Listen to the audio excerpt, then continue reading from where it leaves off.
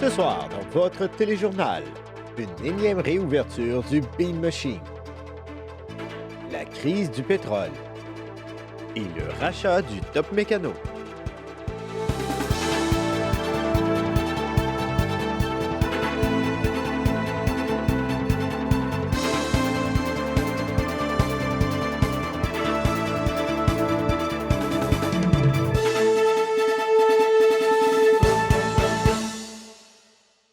Bonsoir, mesdames et messieurs.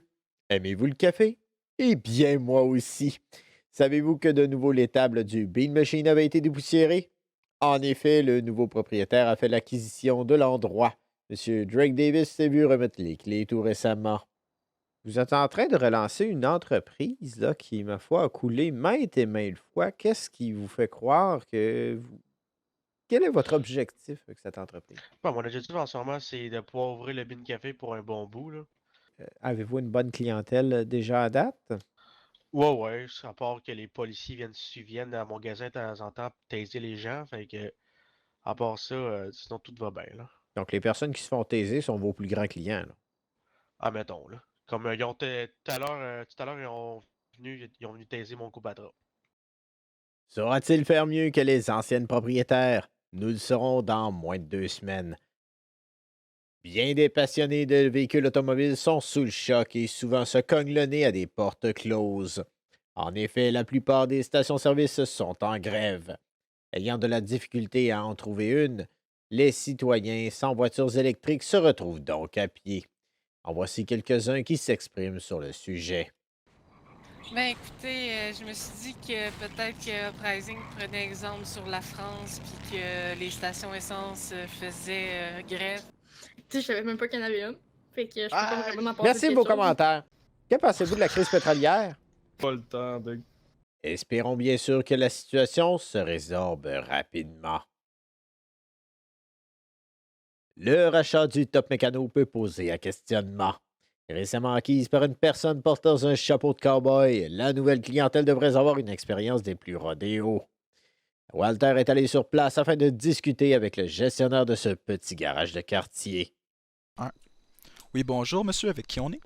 Là, avec le seul et unique propriétaire du Top Mécanique. Parfait, monsieur à ma gauche. Le gestionnaire du Top Mécanique. Parfait, monsieur le patron. Donc, j'ai une petite question pour vous. Quelles sont vos ambitions dans le futur pour l'entreprise? Parfait. Nos ambitions pour le futur, pour l'entreprise, c'est tout simplement d'expandre et de développer justement la belle ville de Paleto Bay par le biais du garage, que ce soit au niveau du côté de l'événementiel, du côté justement de la mécanique, que ce soit en offrant un meilleur service, un service de qualité supérieure à nos clients. En fait, c'est de centrer nos activités directement sur la ville de Paleto et le nord en lui-même. Parfait. Et est-ce que vous avez un problème avec l'inconvénient de l'éloignement, en fait, de la plupart des citoyens de la ville, dû au fait que vous êtes au nord? Je dirais pas qu'on a un problème, je dirais que c'est un malus plus qu'un inconvénient. Là. Je pense qu'on est capable de faire avec, puis on est capable de développer notre clientèle, que ce soit par la fidélité ou bien par un service qui est de qualité. Je pense que c'est comme je disais, c'est plus un malus qu'autre chose, là. N'oubliez surtout pas, la date limite d'installation de vos pneus d'hiver est le 1er décembre. Petit message de courtoisie du SPVU. En ce temps festif de parties de bureau et de célébrations familiales, nous vous rappelons de louer un hôtel ou de prendre le taxi. La vie est précieuse, ne mettez pas la vôtre ni celle d'autrui en danger. Et alors, nous enchaînons donc avec votre météo de la semaine. Alors oui, monsieur Tuile, la neige arrive à grands pas. On attend de fortes précipitations de 5 à 20 cm de neige d'ici la semaine prochaine qui devrait commencer dans la nuit du mercredi à jeudi. N'oubliez pas d'entretenir vos skis et planches à neige. Le mois Juliade vous accueillera à grands pas. En effet, la saison de ski débutera dès début décembre. À vos marques, prêts, partez.